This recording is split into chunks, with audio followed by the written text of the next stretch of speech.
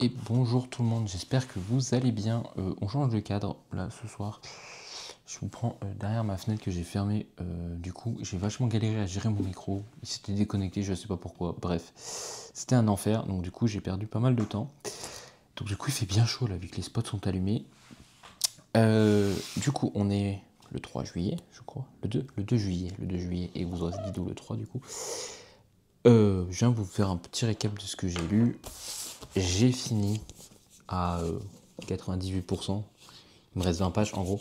Il me reste la nouvelle, mais sinon j'ai fini l'histoire de la Guilde des Ombres, donc le tome 6. Il me reste juste la nouvelle qui, de ce que j'ai compris, n'est pas importante. Cette nouvelle s'inscrit dans l'univers de la Dark Fantasy de la Guilde des Ombres, mais peut être lue indépendamment de la saga, bien entendu. Il s'agit d'une légende oubliée dont seuls les dragons et les elfes se souviennent. Voilà, donc du coup, je peux partir du principe que pour moi j'ai fini la trame principale. De toute façon, il y a eu un gros The End à la fin, hein, voilà. Donc je pars du principe que je l'ai fini. Et les 20 dernières pages, je les lirai quand il y aura du soleil, comme ça je suis pas obligé d'allumer la lumière et que ça chauffe, même si là je l'ai allumé, bref, pour galérer.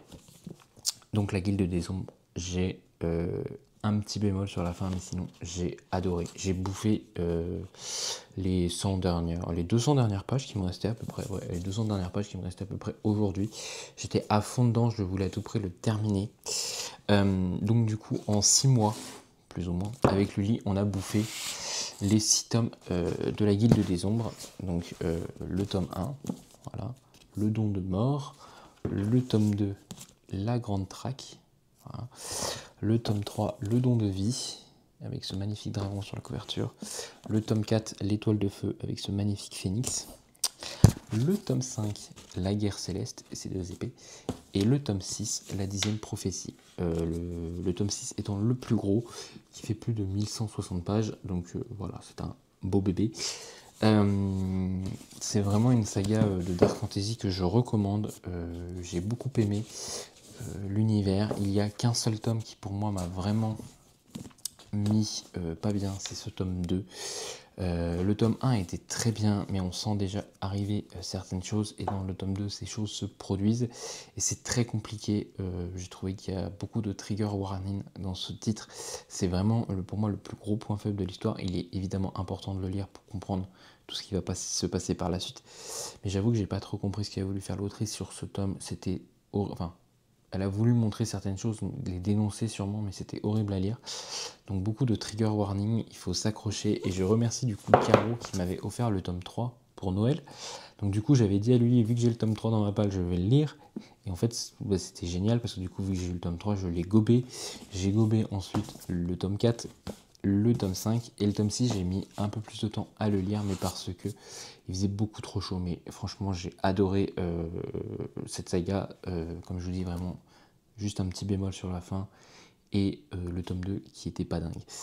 Je sais pas si je vous résume la Guilde des Ombres, je peux le faire, mais en gros on va suivre Panama Carswell, qui est une jeune fille qui est orpheline, qui va être recueillie par, qui va être repérée par des elfes qui sont les chefs de la fameuse Guilde des Ombres. La Guilde des Ombres, c'est quoi? C'est des assassins. Ils sont payés par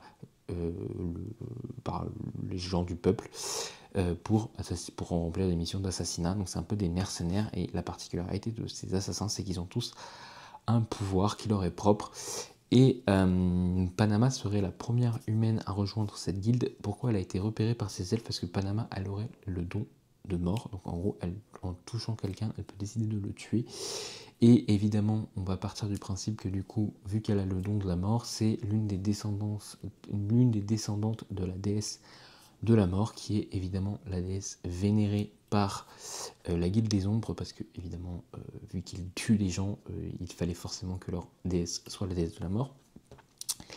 Et du coup, on va suivre Panama de ses 11 ans, je crois, jusqu'à ses 27 ans à peu près, sur les 6 tomes.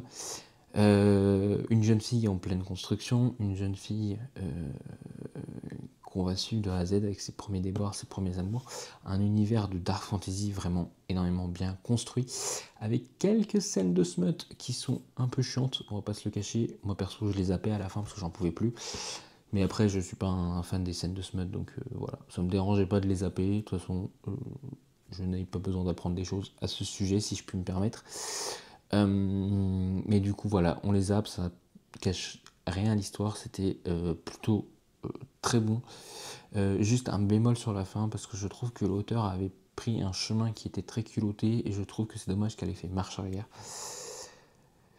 Mais voilà, très bon titre, très bonne antagoniste, très bonne protagoniste, et même les personnages secondaires sont adorables. On a peur, parce que l'autrice est sans pitié. Pas se mentir, elle est sans pitié avec ses personnages, elle n'hésite pas à nous arracher le cœur, vraiment. Et puis, je suis désolé, mais il y a des tomes, c'est des pavasses, mais ils se lisent ultra vite. On est tellement dans l'univers, et elle construit vraiment un univers avec des elfes, avec des nains, avec une guerre de pouvoir, avec des gens corrompus, avec des personnages qui sont gris, qui sont pas forcément, voilà, qui sont pas forcément tout blancs. Et même Panama est une jeune fille, on voit l'univers à travers ses yeux, et en fait on se rend compte que tout n'est pas tout rose. Elle se pose, nous on voit avec des yeux d'adulte, donc on se dit c'est pas normal certaines choses, mais elle découvre la vie, elle a eu une enfance pas facile, on va découvrir son passé, comment elle est devenue orpheline, on va découvrir l'univers qui l'entoure par ses yeux, mais aussi par nos yeux à nous, parce qu'on sait très bien que quand elle décrit quelque chose, on se rend compte qu'il y a des trucs qui sont pas normaux, mais elle ne s'en rend pas compte parce qu'elle est encore toute innocente, et la voir grandir au fur et à mesure des tomes, c'était génial. Bref, voilà. Je suis très content d'avoir lu cette saga. Je remercie encore une fois Caro de m'avoir offert le tome 3 pour Noël. Comme ça, au moins, j'ai pu aller jusqu'au bout. Je remercie aussi Lully de m'avoir accompagné sur cette lecture commune. Un tome par mois, c'est quand même énorme. C'est un rythme qu'il faut tenir. Voilà. Mais je pense que c'était le meilleur rythme parce que c'est quand même une fantaisie assez dense. On n'est pas sur de la romantésie classique, quoi, où il y a plus de romance que de fantaisie, l'univers est à côté.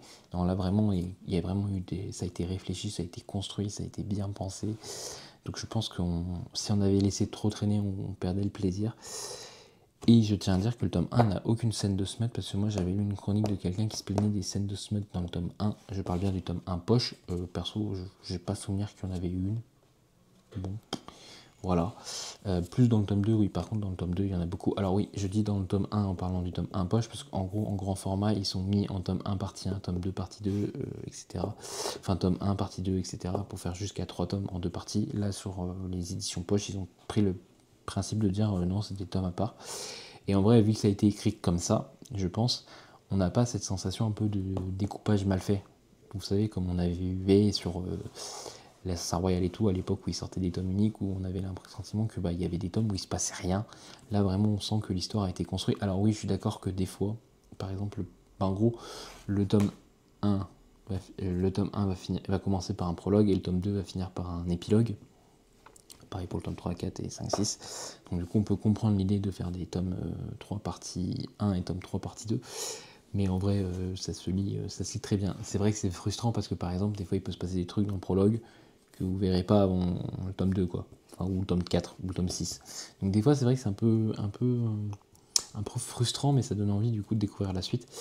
Et moi, ça me fait beaucoup penser, alors pas du tout au niveau histoire, mais au niveau manière de faire du scénario, de mettre le prologue et en fin de compte le révéler bien plus tard à la Murder, où on est dans des scènes où on commence le premier épisode et on sait ce qui va se passer au milieu de la saison. On a des petits flashbacks et qui nous disent mais comment ils sont arrivés à là. Et donc du coup j'ai trouvé ça sympa de le lire en livre parce que du coup on a vraiment envie de découvrir. Alors il n'y a pas ça tout le livre, hein, c'est juste vraiment le prologue, mais c'est vrai que c'est très intéressant. Je me souviens dans le tome 1, je me dis, mais à la fin du tome 1, je me dis mais comment on a pu arriver. C'est ça où elle est forte, parce que je me dis, mais comment on a pu arriver à là, dans le prologue, et en plus, on se rend compte des conséquences, parce que du coup, on découvre l'univers, on découvre les choses, et on se dit, mais ça va avoir des conséquences de dingue. Et en effet, voilà. Donc c'est pour ça que moi, ça m'a happé, que ça m'a pris, et que j'ai beaucoup aimé. Je finirai la nouvelle demain, donc je vous en parlerai plus à ce moment-là, mais vraiment, je vous la conseille. Je peux que vous dire de vous la conseiller. Franchement, le tome 2, c'est le pire. Enfin, je pense qu'on est plusieurs à le dire, le tome 2 c'est le pire. Alors, c'est horrible de dire ça parce que du coup vous allez lire le tome 1, vous allez adorer, vous allez lire le tome 2, vous allez en chier. Mais après, en fait, le tome 2 il a une très grosse partie de lui qui est horrible. Mais après, quand on retourne dans son univers de fantasy et tout, en gros, j'ai galéré à lire 400 pages. Pour tout vous dire, j'ai galéré à lire 400, 500 pages. Et les 300 dernières pages, je les ai bouffées. Donc une fois que j'étais lancé, j'étais en mode allez, j'y vais. Et après, j'ai enchaîné sur le tome 3 peu de temps après. Le tome 3, il s'est bouffé, le tome 4 aussi, le tome 5 aussi. Et le tome 6, À cause de la chaleur, un peu plus compliqué, mais quand j'étais dedans, j'étais à fond, quoi. Donc voilà. Donc vraiment, non, il y a très peu de latence. Il y a peut-être le tome 4 aussi, où il y a un peu de latence et où c'est un peu longuet. Mais en vrai, moi j'ai beaucoup aimé de lire cette série. L'avantage en plus, c'est qu'avec lui, on les a lus vraiment quand tous les tomes étaient sortis. Donc on n'a pas eu cette attente de la suite. Parce qu'on a commencé en janvier et en février, il sortait le tome 5 et 6. Donc on était bon. Voilà. Et puis, ouais, je pense que je vais les garder. Et peut-être qu'un jour, je me les relirai si vraiment j'ai la motive. Peut-être que je zapperai le tome 2. Voilà. Après tout, j'ai commencé à relire le Hunger Games un an après. Donc, je suis pas à l'abri. Hein. Pas à l'abri de refaire ça. Par contre, 6 tomes, ouais, c'est un peu long quand même. Voilà, donc ça, c'était ma grosse lecture de la journée, parce qu'aujourd'hui, j'avais pas le covote, donc j'avais dû prendre le bus, et quand je prends le bus, bah, j'en ai pour 1 heure à peu près de transport, donc du coup, bah, ça me permet de lire, et puis le soir, je suis rentré aussi en transport, donc j'ai pris 1 heure aussi, et là, ce soir, bah, j'ai pris les derniers temps qui me restaient. J'ai quand même un peu aussi avancé avant de vous prendre, et chaque fois mourir un peu. Je vais pas vous refaire les mêmes commentaires, parce que c'est clairement la même chose à chaque fois. Là, j'ai relu 30 pages, à peu près, ouais 30 pages. J'avais espoir parce que je me suis dit, ah, il y a un chapitre qui était assez long, je me suis dit, ah, on va peut-être enfin avoir une véritable histoire qui va se creuser. En fin de compte, non, on repart sur la même chose. Donc je vais continuer, puis si je vois que ça me plaît pas, ça me plaît pas. Hein. Écoutez, ça m'embête un peu parce que ça, c'est pareil, c'est un cadeau de Caro. J'ai le tome 1 et le tome 2 qui m'ont été offerts par Caro. Donc bah écoutez, je vais quand même essayer de les lire les deux parce que c'est quand même un cadeau, donc voilà, ça serait cool de les lire. Mais j'espère qu'à un moment on aura une histoire, quoi, parce que vraiment, juste des trucs anecdotiques, ça me saoule. Ok, peut-être que l'histoire c'est de suivre la descente aux enfers du personnage principal Grégory avec toutes les horreurs qu'il voit, mais j'aurais bien aimé quand même une histoire, un fil rouge. Genre je pense à Entre deux mondes qui était horrible, mais on avait quand même un fil rouge, on avait quand même un truc, et on vivait la descente aux enfers d'un personnage, et on avait quand même quelque chose à côté sur lequel se raccrocher. Donc voilà, là, par Grégory, on n'a pas grand chose à se raccrocher, donc à voir ce que ça va donner. Bon, après, je suis page que 89, mais ça fait à peu près 20% de ce que j'ai vu. Donc, voir ce que ça va donner. Après, ça se lit bien, hein. Enfin, c'est du Karine Jebel, c'est voilà, un sujet, verbe, complément, point. Sujet, verbe, complément, point. Sujet, verbe, point, complément. Donc, c'est pas non plus. Voilà, c'est pas il n'y a pas des longues phrases. Hein. Même des fois, c'est même compliqué à suivre sur certaines phrases. Donc on va voir ce que ça va donner. Écoutez, hein, c'est un premier tome. Peut-être que dans le deuxième tome, il y aura vraiment quelque chose qui va se passer. C'est un, voilà, c'est un diptyque. Comment, au bout de 2 tomes, on sait que c'est fini. Donc, puis ça me fera sortir un tome de Mappal, parce que je crois que lui, il est depuis 2023 dans Mappal. Donc voilà, ça sera quelque chose de lu. De toute façon, je voulais le lire cet été. Enfin, je voulais déjà le lire en 2025 et je voulais le lire cet été. Donc comme ça, c'est fait. Donc voilà, maintenant je vais me focus sur celui-là parce que je pense que ouais, je vais lire celui-là parce que de toute façon, lundi on commence post-mortem avec plusieurs personnes de lecture commune que Caro organise. Donc post-mortem qui est le premier tome de Qu'est-ce pour ceux qui suivent, de Patricia Cornwell. Donc je ne vais pas me lancer dans un autre titre. Le temps que j'ai celui-là à lire, je vais le finir et comme ça après je pourrai lire un post-mortem tranquillement. Sauf si vraiment celui-là je le finis demain ou après-demain. Peut-être que j'attaquerai post-mortem parce que j'ai eu la confirmation aujourd'hui, je suis trop content. Je suis pris dans mon stage intensif de tennis la semaine prochaine, donc de lundi, mardi, mercredi, jeudi. Je ferai 2 heures de tennis quasiment tous les jours. Je ferai quasiment 2 heures de tennis tous les jours. Voilà, c'est aussi simple que ça. Donc je sais que ça va être intense, je sais que je vais pas forcément avoir le temps de lire beaucoup, mais je vais faire une de mes nouvelles passions qui est le tennis, donc je suis très content. Voilà, il n'y a pas autre chose, j'étais très content quand j'ai eu la réponse, parce que c'était pas sûr.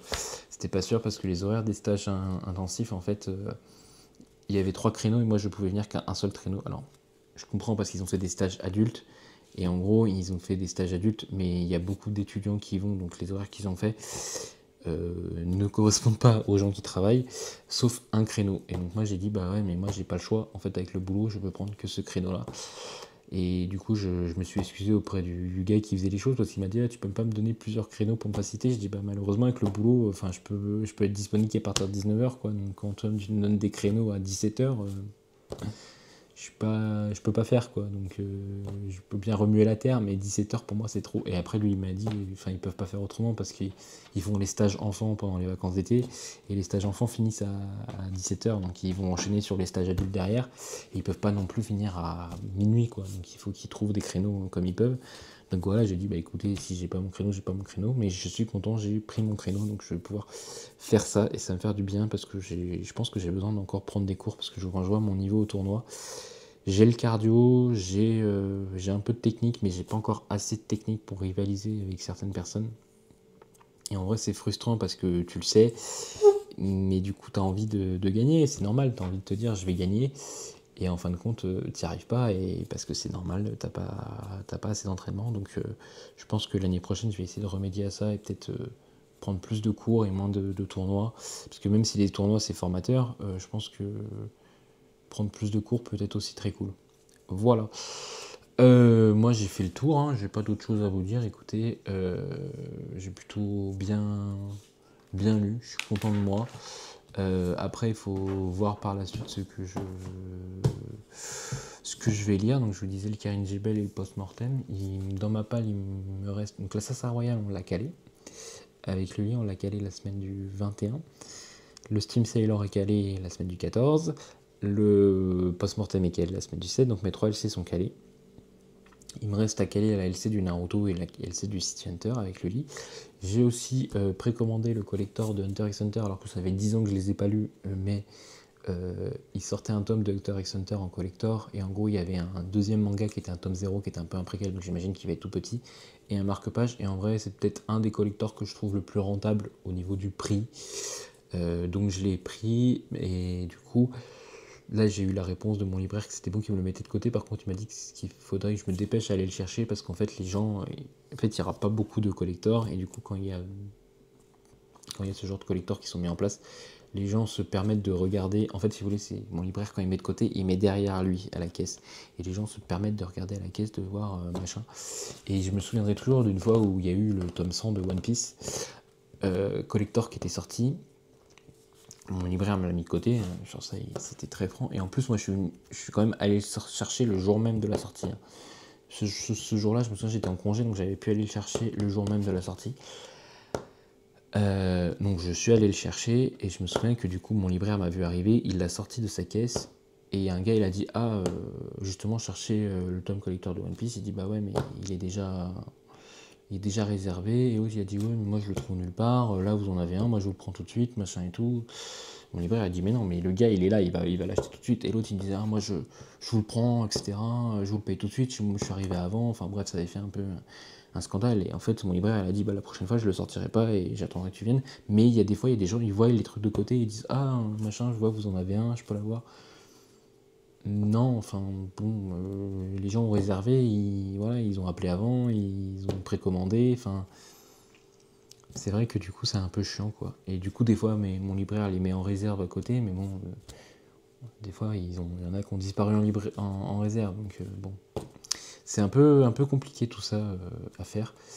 Mais voilà, donc je sais que pour Hunter x Hunter, au moins je l'aurai, et je lui ai dit que dès qu'il le reçoit, je passe le chercher, quoi. Comme ça évite de faire des problèmes qui servent à rien, surtout. Enfin bon, t'avais qu'à le précommander, mon gars, je sais pas, t'avais qu'à faire en sorte de l'avoir, parce que les libraires ils font les commandes avant. Après bon, ils reçoivent un stock, hein, les libraires aussi, donc voilà. Bref, donc j'ai eu ça. Et qu'est-ce qu'il y a eu d'autre aussi que j'ai vu qui pouvait m'intéresser? Pas grand chose. Je suis Wimbledon en parallèle, Arina Sabalenka a gagné son match, j'étais content, je l'ai vu. Alcaraz, j'ai vu le début de son match. Ah si, j'ai repris aussi ma muscu, parce que pendant quelques temps là j'avais arrêté la muscu, parce que en fait avec ma coach on était tellement arrivé à un point où en fait mes programmes je les enchaînais, et je lui demandais toujours du plus dur, plus dur, plus dur, plus dur.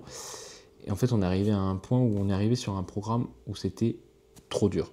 Je l'ai dit, ma coach, je lui ai dit, je suis arrivé à un point où en fait je suis trop crevé pour assumer le rythme du programme, il est beaucoup trop dur. Il faut dire les choses. Et en fait, je l'ai assez mal vécu, cet échec, parce que pour moi, c'était un échec. Et du coup, j'ai été un peu dégoûté de la salle. Alors, je continue à y aller, je faisais toujours mes cours de cardio et tout, parce que j'aime cette salle, j'aime les personnes qui y vont. Je discute beaucoup avec les coachs. Ma coach, je l'adore. Voilà, pour moi, c'est plus qu'une coach, hein. Maintenant, c'est une amie. Voilà. Je lui parle en dehors de la salle et tout, donc ça se passe super bien. Et donc on a eu rendez-vous la semaine dernière, et du coup je lui ai dit, voilà, je veux reprendre un programme. Mais par contre je lui ai dit, je veux refaire des choses simples, basiques, L'idée, c'est de reprendre du plaisir. Et du coup, elle m'a dit, ok, je te ferai un programme très simple. Elle m'a dit, je vais te faire... Alors d'habitude, c'est des programmes sur 2 mois. Et là, elle m'a dit, je vais te faire un programme sur 1 mois et demi. On va juste reprendre les bases, les mouvements de base. Tu vas travailler pas en force, pas en te poussant à l'échec, en poussant à l'extrême. Tu vas faire un truc simple, classique. Et elle m'a dit surtout, ce qui est important, c'est que tu réduis tes charges au moins de 30%. Pour vraiment pas te détruire. Donc là, on l'a fait. J'ai eu mon premier aujourd'hui. Et en vrai, quel plaisir de... Alors j'étais fatigué à la fin de ma séance, mais j'étais pas exténué. J'étais pas épuisé. J'étais pas en mode à quoi ça sert. Et c'est vrai que j'ai tellement maltraité mon corps pendant 2 ans. Enfin, maltraité, je l'ai bien traité, mais je l'ai poussé à l'extrême pendant 2 ans. Je pense qu'il avait besoin de se remettre sur pied. Et là, j'ai pu le faire.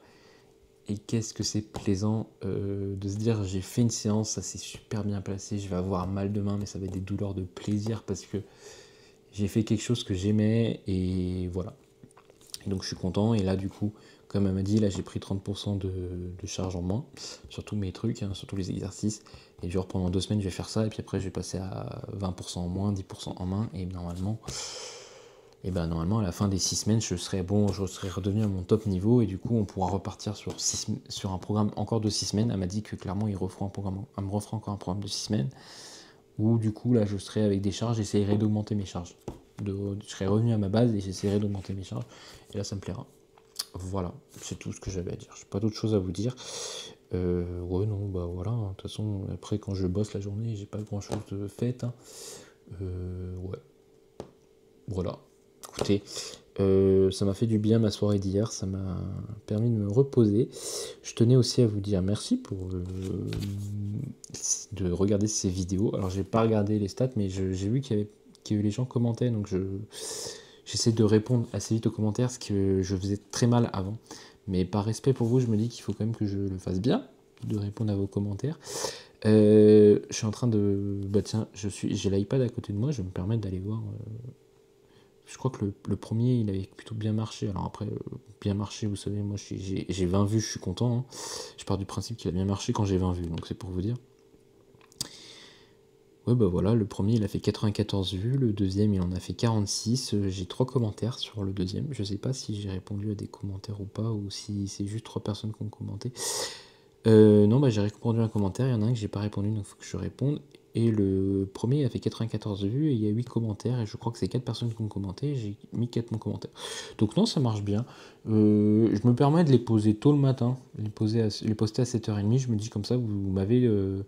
je sais que par exemple, certaines personnes écoutent beaucoup les vidéos comme ça sur la route. Quand ils prennent la route et qu'ils vont chez les gens en mode podcast ou qu'ils vont au boulot tout. Donc, je me dis 7h30, c'est pas mal. Puis ça fait pour ceux qui écoutent le petit-déj, enfin qui veulent écouter au petit-déj, ils ont une petite vidéo d'une 20aine de minutes à peu près. Donc voilà, c'est plutôt pas mal. Écoutez, si vous avez des retours à me faire, n'hésitez pas. Je suis preneur. Et puis voilà, je vais essayer de trouver un peu des idées quand même, parce que des vidéos comme ça où j'ai pas grand-chose à vous dire, ça peut être lassant à la longue. Mais en vrai, je suis un humain normal. Hein. Je fais pas des trucs dantesques, hein, je pars pas en vadrouille. Enfin si je pourrais partir en randonnée, je serais capable, mais je vais pas monter l'Everest quoi. Je vais pas monter l'Everest, je vais pas monter le Mont Blanc, j'ai une vie normale, rythmée, métro, boulot, sport et lecture et puis dodo quoi. En ce moment j'ai envie d'acheter une Switch 2, je me retiens parce que c'est cher et que je réalise que j'ai pas le temps de jouer aux jeux vidéo, donc ça serait débile de dépenser 500 € pour un truc où je vais jouer 3 fois. Donc voilà, j'essaie de me retenir. Mais comme au niveau des livres, j'essaie de me retenir aussi, enfin de me retenir. C'est juste que je ne ressens plus autant le besoin d'acheter des livres qu'avant. Je me dis que j'ai déjà beaucoup de livres à lire et j'aimerais réduire cette palle. Je suis toujours dans mon objectif d'être à 350. Je suis encore au-dessus de 400, mais ça stagne. C'est-à-dire que depuis plusieurs mois, je suis à 415 max. Donc ça stagne au niveau de ma palle. Parce que je lis et je rachète, je lis et je rachète, mais j'achète moins qu'avant. Ce qui a fait augmenter ma palle, c'est les quais du polar. En avril, j'ai beaucoup acheté, mais en mai et en juin, j'ai très peu acheté. Donc du coup, ça équilibre. Ça fait que du coup, je lis et je réduis. Euh, Après, je fais aussi beaucoup de relectures. Par exemple, la saga Hunger Games, qui est une relecture. Là, par exemple, le Steam Sailor, c'est une intégrale, donc du coup, ça fait que un de moins dans la palme. Pourtant, c'est 3 livres. Mais voilà, c'est des trucs comme ça qui font que ça se réduit. La Guilde des Ombres, la Guilde des Ombres, c'était un peu du one shot parce que du coup, j'ai acheté et je lisais tout de suite, donc ça fait pas moins dans la palle. C'est ça aussi qui fait que on a l'impression que la palle elle stagne, mais parce qu'il y a des livres que j'achète. Par exemple, la Hunger Games, je les ai pas mis dans ma palle. C'est de la relecture. Donc il y a toujours le tome 5 qui est dans ma palle parce que du coup, je ne l'ai pas lu parce que je suis en train de relire les Hunger Games. Je suis sur le tome 4. La Guilde des Ombres, c'est un aussitôt acheté, un aussitôt lu quasiment. Donc ça descend pas de ma palle. Qu'est-ce que j'ai lu d'autre un peu? Sanderson, j'ai lu le tome 1 des Fils des Brumes, mais j'ai acheté le tome 2 et le tome 3 pour pouvoir les lire assez vite. Donc du coup, ça fait moins 1 dans la palle, mais plus 2 juste derrière. Ouais, c'est tout.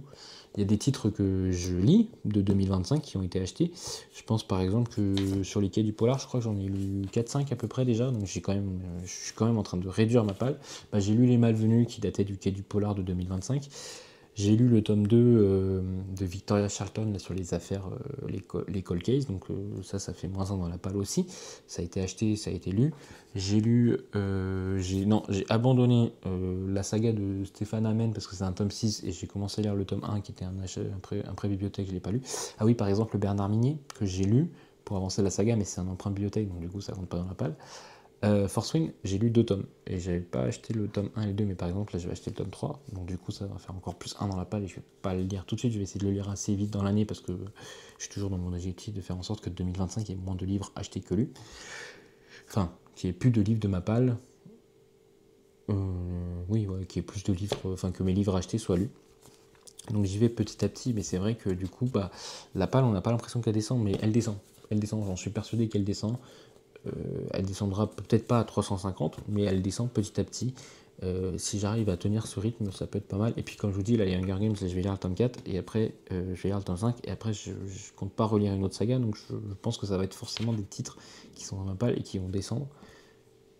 Donc c'est bénéf. Voilà, j'ai pas d'autre chose à vous dire. Je vais pas non plus trop tarder parce qu'il est déjà 23h11. Et demain matin, il y a mon papa qui vient pour m'aider à repeindre certaines parties de mon appart.